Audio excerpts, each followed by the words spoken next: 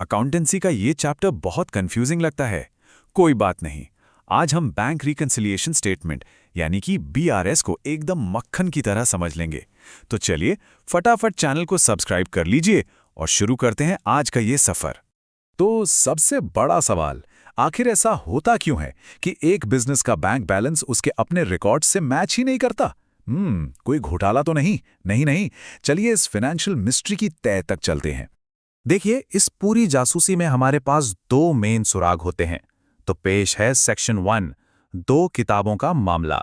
तो एक तरफ है हमारी कैश बुक, जिसे मान लेते हैं कि ये हमारे चिंटू भाई की पर्सनल डायरी है। वो अपने सारे बैंक ट्रांजैक्शंस इसमें लिखते हैं। और दूसरी तरफ है पासबुक, जो असल में बैंक का ऑफिशियल रिकॉर्ड है। समझ लीजिए एक सीसीटीवी फुटेज की तरह। एचडीएफसी बैंक चिंटू के अकाउंट की हर एक हरकत यहां पर रिकॉर्ड करता है। अब देखिए, एक परफेक्ट दुनिया में तो ये दोनों रिकॉर्ड्स हमेशा एक जैसे होने चाहिए, लेकिन असलियत में ऐसा होता नहीं है और यहीं से हमारी असली कहानी की शुरुआत होती है। तो अब समय आ गया है कि इस गड़बड़ी के पीछे के असली सस्पेक्ट्स को पकड़ा जाए। चलिए शुरू करते हैं सेक्शन 2, संदिग्धों की पहचान। देखिए, मोटे तौर पर 3 तरह के मुजरिम होते हैं। पहला, टाइमिंग का पंगा, मतलब एक ने एंट्री कर ली, दूसरे ने नहीं की। दूसरा, बैंक के कुछ डायरेक्ट ट्रांजैक्शंस।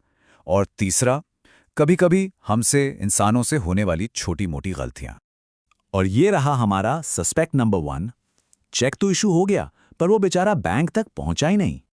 अच्छा, अब इसको एक एग्जाम्पल से समझते हैं। मान लीजिए कैश बुक और पासबुक दोनों में 1 लाख रुपए हैं। चिंटू ने किसी को 20,000 का चेक दिया। उसने फौरन अपनी डायरी यानी कैश बुक में से 20,000 रुपए माइनस कर दिए। तो बैलेंस कितना हो गया? 80,000। सिंपल। पर बैंक का क्या? बैंक को तो ये बात तब पता चलेगी ना जब वो इंसान चेक लेकर बैंक जाएगा। तब तक पासबुक में बैलेंस कितना दिखेगा? पूरा 1 लाख। और बस यहीं पर हो गया मिसमैच। और अब इसी कहानी का दूसरा पहलू, सस्पेक्ट नंबर 2। चेक तो बैंक में जमा कर दिया, पर खाते में पैसे अभी तक आए ही नहीं। अब ये सिचुएशन बिल्कुल उल्टी है। चिंटू को कहीं से 20,000 का चेक मिला। उसने खुशी खुशी अपनी कैश बुक में फौरन 20,000 रुपए जोड़ दिए। बैलेंस हो गया 1,20,000।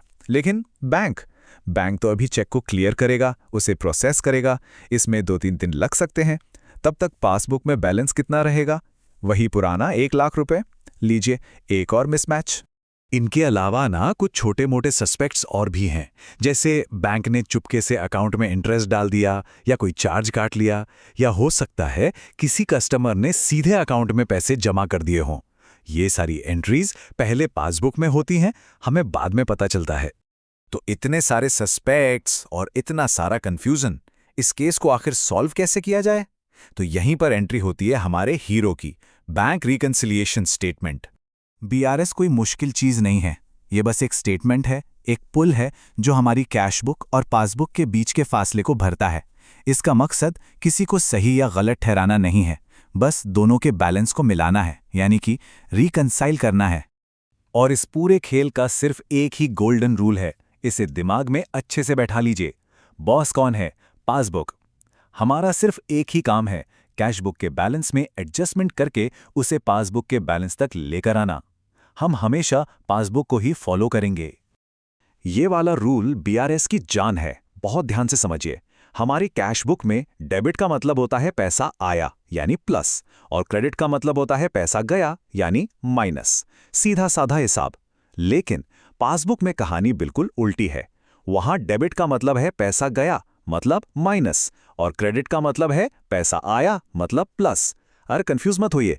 बैंक से मैसेज आता है ना, your account has been credited, इसका क्या मतलब होता है? कि पैसे आए हैं। बस वही लॉजिक यहां काम करता है। ठीक है, सारे रूल्स समझ लिए हैं।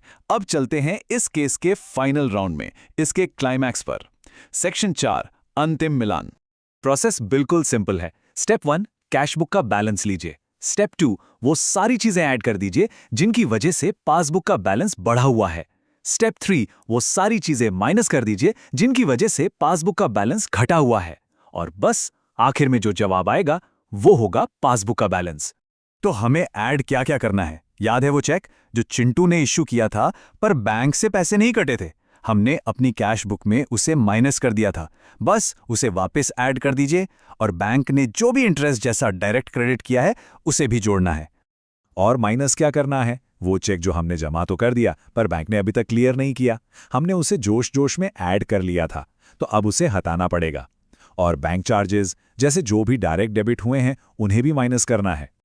अब बस ये छोटा सा प्लस माइनस करते ही कैश बुक का बैलेंस और पासबुक का बैलेंस दोनों एकदम बराबर आ जाएंगे। देखा, हो गया ना रिकंसाइल। Case closed. तो बीआरएस की मिस्ट्री तो आज सॉल्व हो गई। अब कमेंट्स में बताइए कि अकाउंटिंग का अगला कौन सा टॉपिक समझना है। और हाँ, अगर ये जासूसी पसंद आई तो एक लाइक तो बनता है।